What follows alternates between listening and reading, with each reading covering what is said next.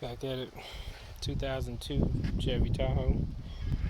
Working on the rear suspension. Replacing the rear strut. Driver's side.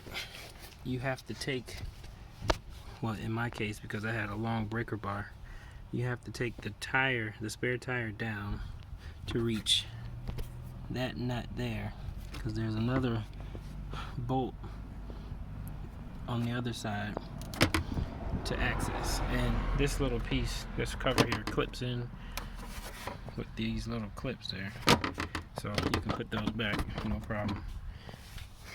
And after that, you can just raise up the wheel with a jack, and you should be able to take it right out.